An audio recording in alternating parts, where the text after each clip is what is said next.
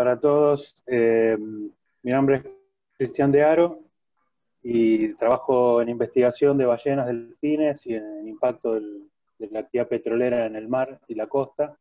Son un poco mis especialidades y trabajo en esos temas hace ya unos 30 años, principalmente en Patagonia. Y bueno, también dentro de mis antecedentes está haber estudiado en el querido San Román y haber trabajado ahí también unos años. Así que bueno, es una alegría estar en una clase del Sanro, sobre todo en este horario. Perfecto. Lo levantamos temprano. No, genial. Bueno, No, igual. podía Sí, yo pasar. me levanto muy temprano, así que es un chiste. Es un chiste. Muy bien. Cris, ¿querés que pasemos a la Dale. presentación?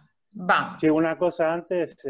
cualquier cosa, por ahí el tema que vengo hablando, capaz que en la diapositiva que sigue lo explico, pero no sé cómo lo tienen armado ustedes, pero cualquier duda que surja en el chat o que si tienen los micrófonos abiertos o si pueden preguntar, según como ustedes lo tengan organizado, yo no tengo problema. Yo pongo Me avisás vos o como lo esta. tengan armado y me hacen la consulta y lo charlamos sin problema. O al Sí. final, como prefieran los chicos, me da igual, ¿eh? No hay problema. Bien. Yo habilité el chat. Soy medio bestia con eso. O sea, ustedes, no sé, cualquier cosa, levanten la mano, no sé. ¿Sí? Bien. Ya, ¿Qué sí, pasó? como yo estoy dando un poco la charla, andá mirando vos el chat.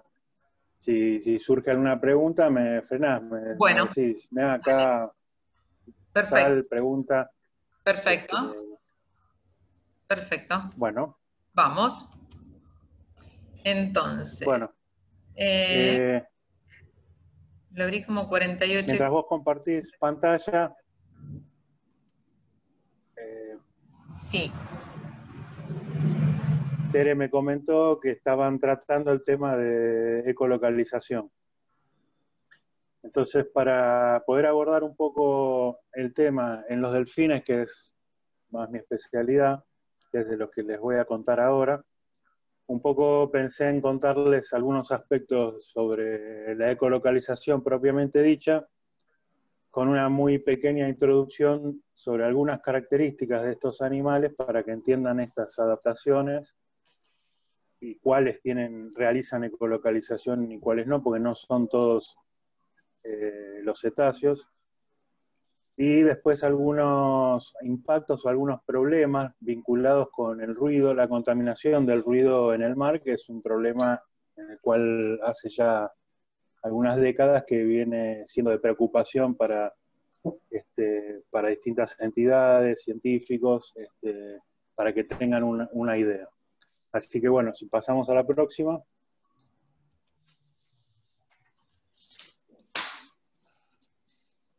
¿Vos abriste el PDF, ¿Querés que vaya otro? No, Tere? ¿O el PowerPoint? yo creo que es el PowerPoint. ¿Por ¿O el qué? PowerPoint? ¿Viene otra cosa Fíjate antes? a ver si... no, si es el PowerPoint está bien porque ellos lo ven en pantalla bien Más ampliada. grandecita. Bien. Fíjate porque... a ver, no, Yo, está bien. yo creo que Perfecto. estamos bien. Bueno, bárbaro. Bueno, los cetáceos es un grupo, son mamíferos marinos, ¿sí? Están dentro de los mamíferos marinos, de la clase mamíferos, es decir, mamíferos que están adaptados a la vida marina. Eh, Mamíferos marinos se los llama no solo a los que están totalmente adaptados, sino también a los que dependen del mar para vivir. Por eso hay nutrias, los osos polares y otro grupo de animales que, si bien no viven todo el tiempo en el mar, inclusive algunos viven más tiempo en tierra que en el agua, dependen del mar para vivir, ¿sí? Y dentro de esos mamíferos marinos hay distintos grupos, eh, como los lobos marinos, elefantes marinos, etc. Y están los cetáceos. Los cetáceos son los mamíferos mejor adaptados a la vida acuática porque toda su vida la pasan en el mar. Ustedes piensen que los lobos marinos o elefantes marinos, digamos, pasan gran parte de su vida en el mar, y en el caso de los elefantes marinos buceando, pero salen a la tierra para la época de reproducir. Es decir, para reproducirse, dar a luz a sus crías, amamantarlos hasta el destete y que puedan estar aptas a entrar al mar, toda esa etapa tan importante para la vida de esas especies ocurre en la playa, ¿sí? En tierra. En el caso de los cetáceos no, están totalmente adaptados para la vida marina. Si varan por alguna circunstancia y no se los rescata, mueren. Entonces, son los mamíferos marinos mejor adaptados. Y encontramos una gran diversidad de especies. Esto se los cuento porque también, como vamos a ver, todo lo referente a los sonidos, también va a tener sus semejanzas y sus variantes de acuerdo a la especie o los grupos que estemos hablando. Hay unas 84 especies, desde 1 metro y centímetros de longitud a 33 metros, como el caso de la ballena azul, que es el animal más grande. Puede haber cetáceos marinos o de agua dulce, es decir, hay delfines de río, propiamente dicho. Pueden ser costeros, semicosteros u oceánicos, dependiendo de la especie. Pueden habitar en aguas de temperatura tanto frías como templadas. Si hay delfines, especies especialmente adaptadas a aguas frías o antárticas, por ejemplo, como el caso del delfín cruzado. Pueden ser cosmopolitas o endémicos extremos, es decir, encontramos esa especie en todos los mares del mundo o solamente en determinadas zonas. Por ejemplo, el delfín austral, que yo estudio particularmente, habita solamente aguas de Patagonia, y tanto del lado chileno como el lado argentino. Tienen diversas estrategias de vida, están al hábitat y a la dieta que tienen. La próxima. Sí. Como evolucionaron de mamíferos terrestres, no viene al caso ahora detallar esto, pero fueron adaptándose a la vida acuática, entonces tomaron una forma hidrodinámica, las extremidades anteriores se transformaron en aletas, que son las aletas pectorales, la de los costados, las extremidades inferiores se perdieron y formaron la cola, la aleta caudal, y fíjense que están totalmente adaptados a navegar en el agua, que es un medio más denso. Tienen una piel extremadamente lisa y secretan unas sustancias aceitosas que lubrican el cuerpo y evitan la turbulencia del agua y promueven el flujo laminar para poder nadar más tiempo a más velocidad, gastando menos energía. Además de estas adaptaciones muy rápidas que yo les comenté, también están las adaptaciones de determinados sistemas sensibles, como es la audición. Pues no es lo mismo oír en el aire, o sea, fuera del agua, en la atmósfera, o oír debajo del agua. O sea que la audición también es una adaptación que a lo largo de las épocas evolutivas fueron adaptándose a este medio tan particular. La próxima. Cristian. Sí. Perdón que te interrumpa. Te dejo un abrazo grande, me tengo que ir a ver la clase del profesor Eyman. Mandale un saludo especial. Dale, dale. Un gustazo. Que siga bien. Gracias, igualmente. Bueno, dentro de los cetáceos hay dos grandes grupos, ¿sí? Dentro del orden cetáceos hay dos grandes subórdenes, que son los misticetos y los odontocetos. Los misticetos son todas las ballenas. La palabra ballena significa barba, es decir, es un grupo de animales que perdieron sus dientes y los cambiaron por otras estructuras que se las llama barbas o ballenas. ¿Sí? Son las estructuras que están cuelgan de la mandíbula superior y que no lo voy a detallar ahora, pero le sirve para filtrar el alimento, ¿sí? El krill y pequeños crustáceos. Tienen dos orificios respiratorios con forma de lágrima y el cráneo simétrico. Y hay 15 especies que son las grandes ballenas que ustedes conocen: ballena franca austral, ballena azul, ballena jorobada, o yubarta, etc. Y el orden odontocetos son todos los cetáceos que tienen dientes, ¿sí?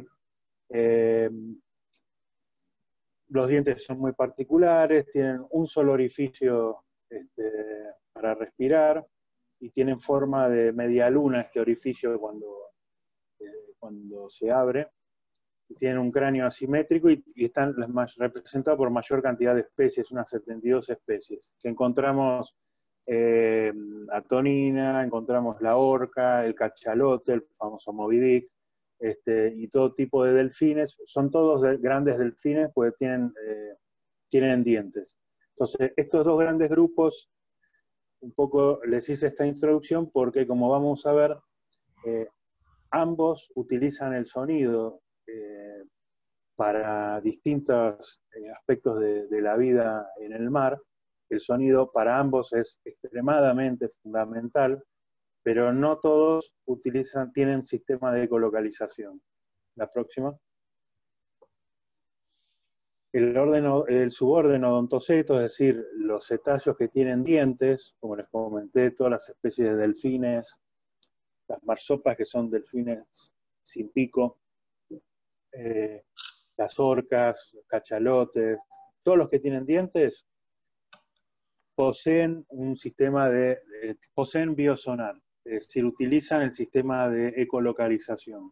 Los misticetos, es decir, las ballenas, no lo tienen, no lo poseen. Esto es importante que lo tengan en cuenta. También el tipo, no lo vamos a ver ahora en detalle, pero el tipo de cráneo, digamos, y el tipo de alimentación, etcétera, también un poco se condice con estas adaptaciones. La próxima, por favor. Primero, como les dije, cuando uno trata de entender un poco el biosonar y el sistema de ecolocalización, también tiene que mirar un poquito a ver qué importancia tiene el sonido en estas especies, cómo lo utilizan de manera completa. Para eso también, para entender un poco, si se fijan, hay distintos rangos en los que las distintas especies pueden captar los sonidos de forma con más precisión, que son rangos de frecuencia. La banda que está en el centro, de otro color, es un poco el rango de frecuencia humana, que dependiendo del caso puede llegar hasta los 5000 Hz, y entre los 2000 y 5000 Hz. Y fíjense acá la relación en base a la banda de frecuencias que capta el hombre, cómo están ubicados los distintos animales. Hacia abajo tenemos las bajas frecuencias, ¿sí?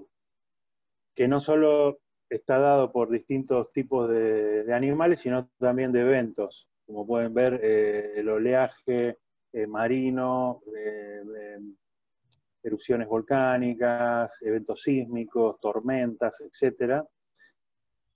Y después vemos qué rangos tienen los animales. Como ustedes ven, tanto los murciélagos como los delfines, que están arriba a la izquierda, a la izquierda de la pantalla, en general utilizan frecuencias altas relacionadas con el hombre.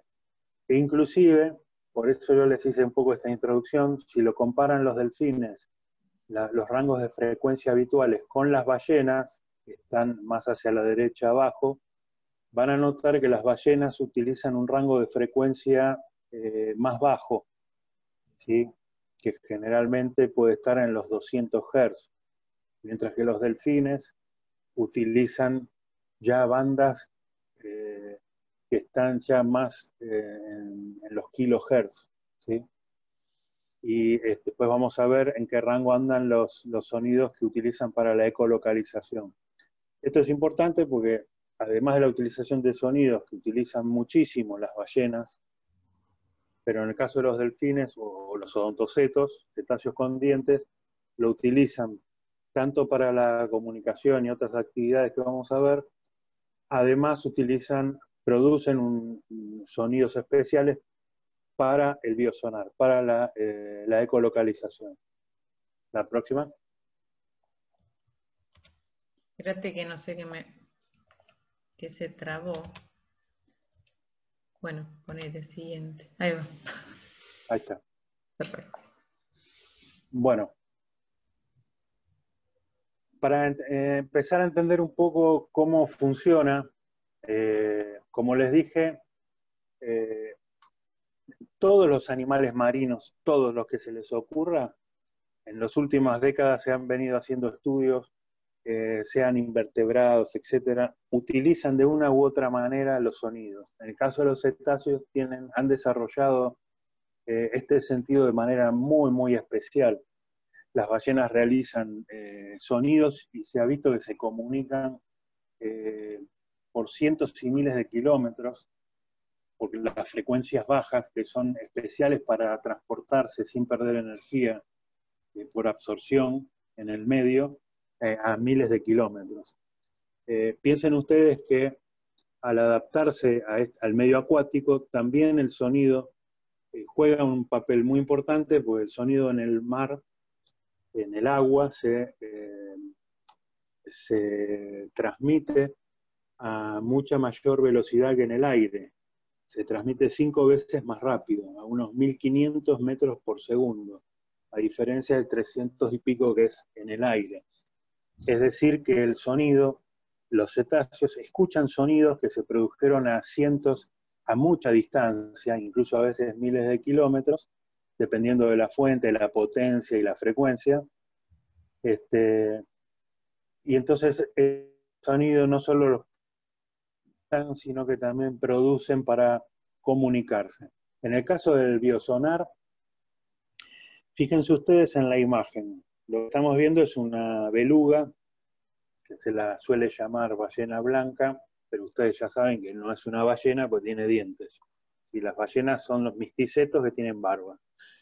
Bueno, esta beluga, fíjense ustedes que tiene, vieron que muchos delfines, orcas, delfines piloto, esos grandes negros, son muy cabezones, ¿sí? Tienen una cabeza, de hecho hay una especie que se la llama, el nombre científico, Globicéfala melas, y que tiene que ver con esto que la cabeza parece un globo. Si ustedes ven la imagen, se van a dar cuenta que, y después vamos a ver una imagen que le sigue, van a ver que el cráneo de los delfines, de los odontocetos, no es como nuestro cráneo que si nosotros nos tocamos la cabeza vamos a sentir el hueso, está duro. En el caso de los odontocetos, el cráneo es cóncavo y en esa parte de arriba del cráneo hay un órgano que es el que ustedes ven, que están marcando ahora, que se lo llama melón por la forma que tiene, que es un órgano que tiene tiene un aceite de baja densidad o de distintas densidades que lo utiliza para proyectar los sonidos, que ahora lo vamos a ver. Es decir, esta estructura que tienen los odontocetos y no tienen los misticetos les permite, lo utilizan en la transmisión de sonido y particularmente en el biosonar, en el sistema de ecolocalización. Si ustedes ven también en la imagen van a ver las estructuras que dice aventador, conductos y sacos nasales, es todo el extracto respiratorio superior. De esos conductos nasales salen 2 conductos que van uno cada pulmón, ¿sí? Pues son mamíferos, por lo tanto respiran aire, salen a la superficie a respirar, como respiran aire como nosotros. En esas estructuras respiratorias, en esos conductos, tienen unos labios que están viendo ahí en una ampliación, que los llaman labios sónicos o fónicos, y también tienen unos sacos vestibulares, como unas bolsitas, solo en esa parte superior ven que dice conductos y sacos nasales. Estas estructuras le permiten a los cetáceos, a los odontocetos, que no tienen cuerdas vocales como nosotros, poder emitir sonidos, ¿sí?, a voluntad, en cuanto a la potencia, en cuanto a la frecuencia. Entonces, esa emisión de sonidos la realizan con estas estructuras que tienen y las utilizan para diversas funciones. La próxima.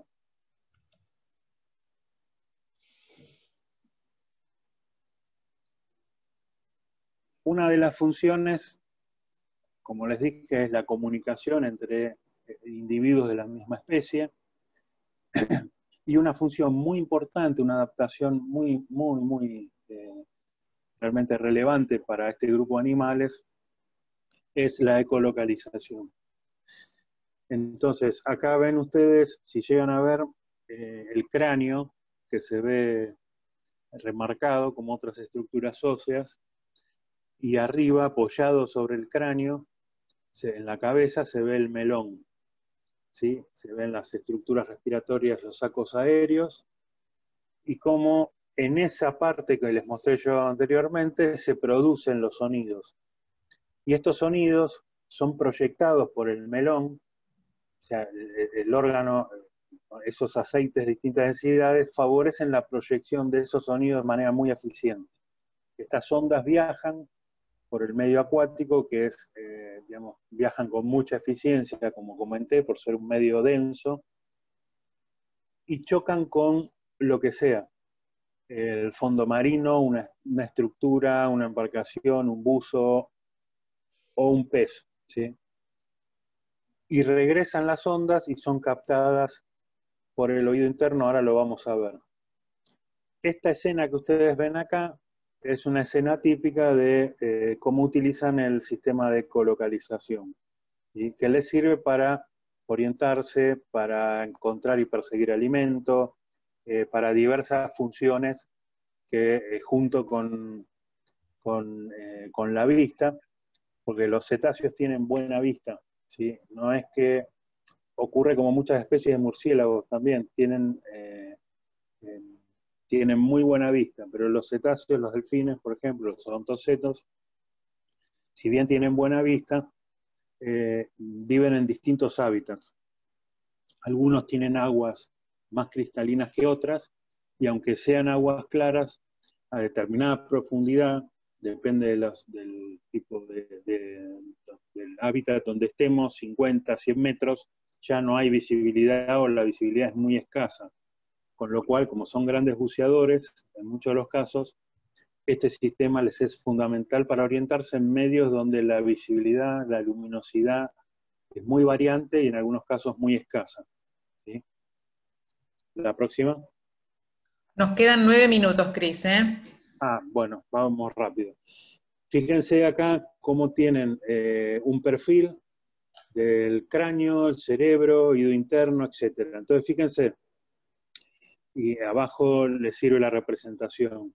Emiten los sonidos, como les comenté, por los labios sónicos y los sacos vestibulares. El melón lo proyecta, la onda sonora choca contra la presa, por ejemplo, en este caso, regresa, pero al regresar, fíjense, regresa por la mandíbula inferior, que también tiene una parte hueca, esa parte blanca que ven ahí atrás, que tiene un aceite también con una densidad particular que favorece la transmisión del sonido de la onda que regresa al oído interno y de ahí al cerebro, ¿sí?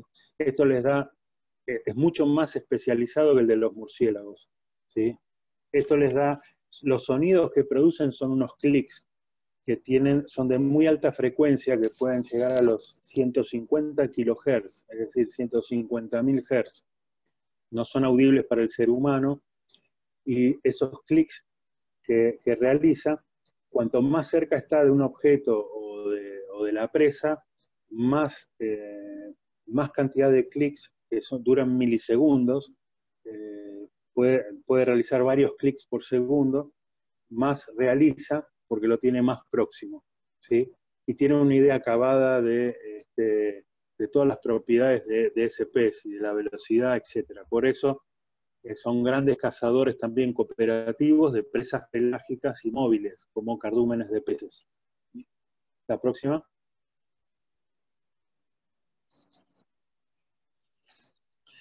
Como les comenté, si ven la imagen, los cetáceos utilizan tanto su biosonar para orientarse, ¿sí? Piensen ustedes que les permite, los delfines de río, por ejemplo, del Amazonas, que están en aguas, se inunda el Amazonas, se inunda la selva, tiene una diferencia de 10 metros, y están literalmente nadando en medio de la selva inundada. Es decir, con muy poco espacio, tienen poca visibilidad y es agua de río que es muy turbia, con lo cual sin este sistema no podrían subsistir. Entonces, como ven en la imagen, los cetáceos utilizan permanentemente los sonidos, ya sea ecolocalización o sonidos de comunicación entre sí. Tanto para, dependen del sonido totalmente, tanto para navegar, para encontrar alimento, para encontrar pareja, para protegerse de un predador, para comunicarse entre ellos, etc. De manera, como ven en la imagen, que todos los otros sonidos que interfieran en la vida cotidiana de las especies producen un impacto, que puede ser leve, puede ser más o menos leve. Tanto la actividades energéticas como hidrocarburíferas, prospecciones, las embarcaciones, hay un ruido crónico muy grande, y como se ve en la tabla, se ha estudiado que en las últimas décadas el ruido ha venido creciendo de 3 decibeles por década, que es mucho porque los decibeles son valores logarítmicos, quiere decir que de 3, 4 decibeles estamos hablando de casi el doble de ruido, ¿sí? Se viene incrementando muchísimo. La próxima.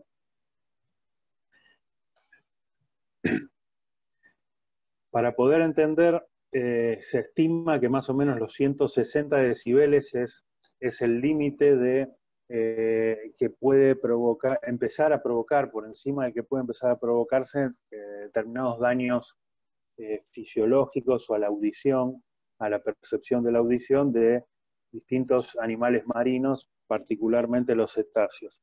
Y fíjense ustedes la gama de sonidos que produce el hombre por distintas actividades, las prospecciones sísmicas puede llegar a los 265 decibeles, ¿sí? Entonces, y tienen ustedes en el gráfico las frecuencias, cómo coinciden las frecuencias de distintas actividades con las distintas especies. Esto también es muy importante. Entonces, el comportamiento del sonido en el mar es muy complejo, depende de muchísimos factores. Entonces es muy importante estudiar qué tipo de sonido genera cada actividad, durante cuánto tiempo y en qué zona, y cuál es la sensibilidad de las especies a ese sonido, tanto a su potencia como a la frecuencia. La próxima. Bueno, acá ven cómo funciona una prospección sísmica. Acá hay cañones de aire que realizan disparos, y esa presión de aire genera esos impactos de las burbujas en el agua, generan potencias de 260 decibeles en baja frecuencia, o sea que pueden viajar durante muchos kilómetros. Piensen ustedes, si investigan un poco los canales SOFAR, que se los llama, se ha visto que en el océano se producen, si bien el sonido se expande de manera esférica y va perdiendo potencia conforme se expande, lo cual es cierto, pero también pueden pasar fenómenos en ambientes menos homogéneos, y el sonido depende mucho de su transmisión, de la salinidad, de la densidad del agua, de la temperatura, de la profundidad, de la topografía de fondo, etc. Todos esos condicionantes hacen que en el mar, por el gradiente de temperatura y presión, se formen unos canales donde están las líneas que unen zonas de misma temperatura. Es decir, va bajando la temperatura en el mar hasta que llega un momento que no baja más. Entonces ahí el efecto que tiene en el sonido más importante es la presión. Se forman como canales donde el sonido como que choca en las partes diferentes, y se mete para adentro, y en ese canal viaja mucho más, a mucho más rapidez y con más eficiencia. Y esos canales SOFAR que se llaman, o canales sónicos, hacen que un sonido pueda viajar perdiendo poca potencia por miles de kilómetros. ¿Sí? Esto se ha registrado en los océanos, ¿no? En el Atlántico, se han hecho pruebas y se han registrado sonidos emitidos a casi 3.000 o más, varios miles de kilómetros de distancia. La próxima. 2 minutos, Cris. Vale. La actividad, entonces, tanto prospección sísmica, cualquier actividad que genere ruidos muy intensos, pueden provocar, depende del tipo, la sensibilidad del animal y de la distancia que estén a la fuente de sonido y su potencia, pueden generar daños tanto físicos y fisiológicos. Estos daños pueden ser también daños perceptivos, ¿sí? Conforme nos alejamos de la fuente, que puedan dañar temporal o permanentemente la percepción de sonido, la capacidad auditiva. Puede haber efectos comportamentales. ¿Se acuerdan que yo les dije que utilizan el sonido para muchísimos factores? Alimentarse, encontrar pareja, orientarse, navegar. Entonces hay algo que se llama solapamiento. Por más que no me provoque la muerte ese ruido intenso, este sonido que viene de varios cientos o miles de kilómetros, se solapa con los sonidos que yo realizo para alguna actividad, o que realizan los peces y que me ayudan a encontrarlos, ¿sí?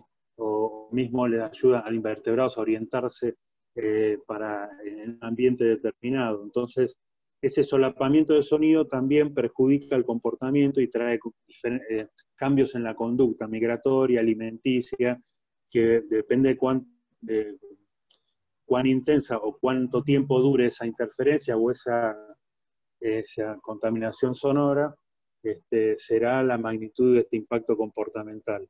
Ya También se corta, efectos Cris. crónicos. Ya se corta, ¿eh? Bueno, listo. Cualquier pregunta me la pasás si no vemos en otro momento. Espero que se haya entendido un poco.